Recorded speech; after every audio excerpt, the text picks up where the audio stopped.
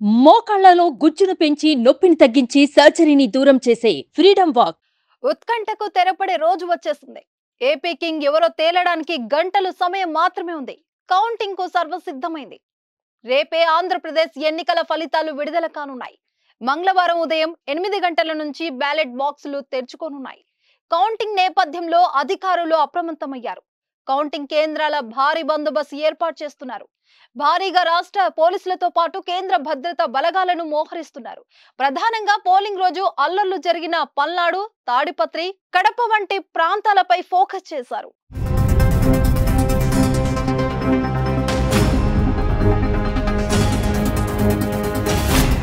ఎన్నికల సమయంలో గొడవలు చేసిన వారిపై పోలీస్ శాఖ నిఘా పెట్టింది. కౌంటింగ్ ముగిసే వరకు రౌడీ షీటర్స్ తో పాటు ఎన్నికల కేసులు ఉన్నవారిని బైండ్ ఓవర్ చేస్తున్నారు పోలీసులు.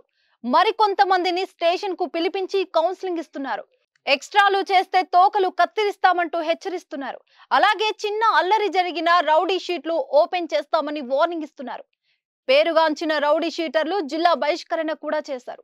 రేపు అత్యవసరమైతే తప్ప బయటికి రావద్దని ప్రజలకు పోలీస్ శాఖ సూచిస్తుంది. కౌంటింగ్ కేంద్రానికి కిలోమీటర్ వరకు రాజకీయ పార్టీల అభిమానులు, కార్యకర్తలు, నేతలకు అనుమతి లేదు. 200 మీటర్ల వరకు రెడ్ జోన్ గా పరిగణిస్తూ 50 మంది సాయుధ బలగాలు పహారా కాసేలా చర్యలు తీసుకున్నారు. ముందు జాగ్రత్తగా టియర్ గ్యాస్ పార్టీలు, రబ్బర్ బుల్లెట్స్ ఫైరింగ్ పార్టీలు ఏర్పాటు చేశారు. కౌంటింగ్ కేంద్రంలో ప్రత్యేకంగా control room, media, social media monitoring వింగ్లు నియమిస్తున్నారు. అలాగే గ్రామాల్లో నిత్యం పర్యవేక్షణ చేసేలా కట్టుదిట్టమైన చర్యలు చేపట్టారు.